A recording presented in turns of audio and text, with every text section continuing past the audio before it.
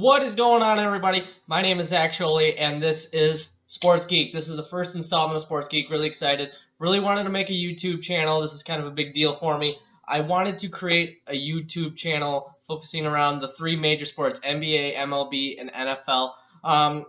Today's video, I'm going to mostly focus on NFL. I'm not going to go into MLB or NBA today, but with how much was going on in the NFL is kind of a major thing. So what I wanted to do is I wanted to go over a review of all of the of both of the games from Championship Sunday.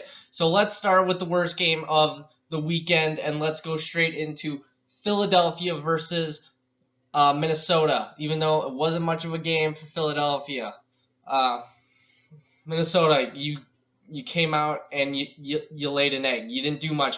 You showed life on the first possession. It was like basically an exact replay of what you did last week against the Saints. You came out, you owned the drive, you took it right to them, you took it all the way down the field real easy, and you ended up getting a wide open touchdown on a defensive mishap by Philadelphia. But that was the only defensive mishap that Philadelphia was going to have.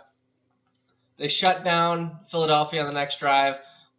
Philadelphia didn't do much, and I thought this game was going to get out of hand, kind of like it did against New Orleans, and it was going to be playing catch up for Philadelphia for most of the game. But that did not happen.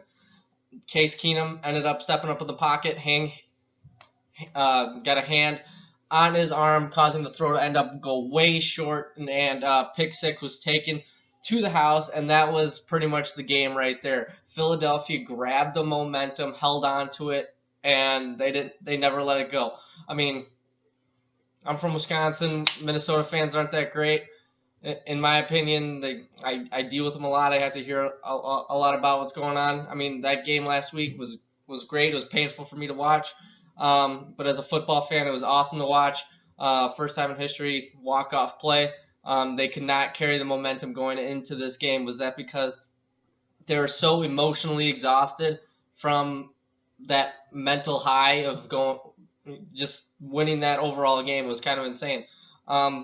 Philadelphia, on the other hand, those fans are absolutely crazy. They had to friggin' grease light poles so nobody would climb them after the game, and I'm sure that would have happened win, loss, or draw. And you can't draw a game, but they would have been climbing that pole regardless. But the one thing that Philadelphia or Minnesota didn't find out is they also greased the ball every time Minnesota got it, because they turned the ball over 3 times in the game. Now, 3 major turnovers, and I said coming into this game, whoever won the turnover battle was going to win this game, and it wasn't even close. They didn't even get a turnover out of Nick Foles, and we'll get into Nick Foles in a second. But Philadelphia was able to control time of possession because of it. They almost out-timed them by 10 minutes in the entire game, and that, if you're Minnesota, is not a recipe for success when you have 3 turnovers, including one that was taken all the way to the house. All right. So let's get into the star of the show, Nick Foles. 3 touchdowns, over 300 yards passing. Where did that come from? Nick Foles, you put your ex-teammate to shame with the way that you guys played. And that offense was incredible. Great play calls. Doug Peterson, you deserve a big round of applause for that performance and the way that you set up that scheme to go against Minnesota and that tough defense. Alshon Jeffrey wide open after wide open after wide open, and that's just great play calling, great schemes, great play design that got him open. That's not very easy, not easy to do against the number 1 rated defense, and you made the number 1 rated defense look bad.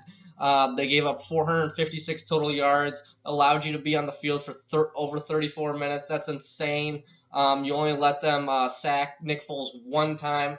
That's incredible all in itself, and you average 10.2 yards per play. That is insane against going the number 1 rated defense in all of the NFL. I'm looking forward to the matchup next week, and obviously we'll get into the other game shortly. But Philadelphia, you put on a show for us this week. Looking forward to next week, and can Nick Foles capitalize on this win? If you think that Nick Foles can keep the momentum going up, comment below, what does Nick Foles have to do to win the Super Bowl? And I'm going to tell you right now, if he's going to win the Super Bowl, he he has to do pretty much exactly what he did this game. No turnovers, no mistakes, nothing along those lines. The Eagles were 10 of 14 on third down. That is ridiculous, especially because Minnesota only let teams all season long average 25% on third down. And I'm pretty sure the last time Minnesota did that, they went to the Super Bowl. But they lost. Again, they've lost 4 Super Bowls. So that's insane. 10 of 14, that doesn't happen, especially to the number 1 rated defense. So I applaud you, Philadelphia. It was a great game. Over pretty early. The game was pretty much had a dagger in it when they opened the second half with a touchdown, and all of a sudden they go up. What was it, 31-7 at that point? So that was kind of ridiculous, and that would have been a mountain that even Tom Brady would have had a tough time climbing. So speaking of Tom Brady, let's dive into the second game of championship weekend, and we can call this the game that everybody, was surprisingly close, and everybody in Boston, Massachusetts kind of could breathe with 2 minutes and some odd seconds left in that game. Both defenses played very well. You got to give New England credit where credit is due. I'm pretty sure they were like the 29th rated defense when it came to yards allowed, and they only allowed Jacksonville to have 374, even though Jacksonville did have more total yards than New England, which you kind of would expect with how good Jacksonville's defense is, but then again, they have Tom Brady. But here's the odd stat, and you can call this the stat of the day. There was only 1 turnover in the entire game, and that was a Dion Lewis fumble. New England had the ball for less than 25 minutes. That is not a recipe for success unless you have a man by the name of Tom Brady, and apparently he got 12 stitches. So, it can't be easy throwing with 12 stitches and a gigantic bandage on your arm. That can't be easy to do. Jacksonville had the ball for over 35 minutes in this game. Jacksonville did everything right until the fourth quarter, and then everything fell apart. I mean, Jacksonville outplayed them. They did all the good stuff, but my big key to the game, coming into this game, I created another video that never got posted, but the big key in my eyes of this game was Tom Brady was going to take a lot of deep shots, and he was going to use the aggressiveness of Jalen Ramsey and A.J. Bouye against him. And I think the officials knew that these are very aggressive DBs and cornerbacks that Jacksonville has.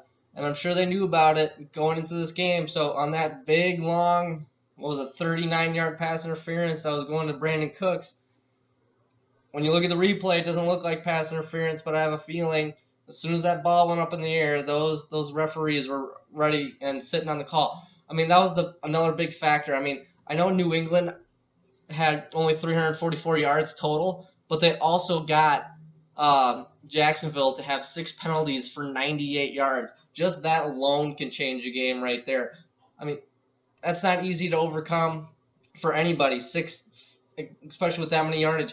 And New England Patriots, 1 penalty for 10 yards. I don't even remember what the penalty was. I'm assuming it was probably a holding penalty on offense. There's not much you can do about that if you're Jacksonville. Jacksonville moved the ball. Blake Bortles did not lose them this game. He did everything right. He didn't turn the ball over. Everybody was waiting for that Blake Bortles moment, but it never came. I mean, that throw at the end of the game, I think it was like third and 19 or something along those lines, and he threw it, and Stephon Gilmore just goes up and makes a great play to knock it away. And you cannot blame Blake Bortles for that. Maybe it was just a tad underthrown, but Stephon Gilmore goes up there and makes an all-pro type of play, and that's the type of play that you expect a team like the New England Patriots to make, and they made it. And then let's talk about the heroes, Tom Brady and Danny Amendola. Danny Amendola taking over the Julian Edelman role, and he's thrived in the playoffs. I think he has a total of 20 receptions for 230 yards or something funky like that in the playoffs, and he's only played 2 games. So that's incredible for Danny Amendola. That's insane. Great overall performance by both teams in this game. I think everybody outside of the East Coast was kind of rooting for Jacksonville. I'm pretty sure Jacksonville was the team And everybody, I'm assuming, thought that they're going to win this game when Rob Gronkowski went down with that vicious hit.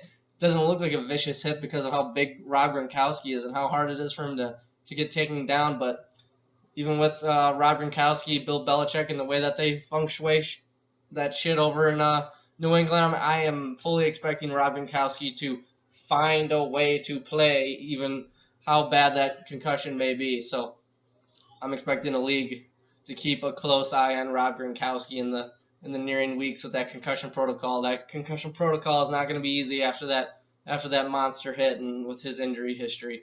So both great games. We will get into my Super Bowl preview. I am actually going to do something pretty fun with my son for my Super Bowl pick, and we will go for there. My son will be picking who will win the Super Bowl in my next video. And we will also preview Super Bowl 52, who I think is going to win. It's going to be a great matchup. New England Patriots, Philadelphia Eagles in Minnesota. Not Minnesota. Sorry, Minnesota. Not really. You played awful. It was terrible. But anyway, look forward to keeping the channel alive and well. Look forward to videos revolving around MLB, NBA, NFL. As NFL goes on, we're going to be getting into draft talk, free agency, everything going on in the league, and we will kind of go from there. But until then, see ya!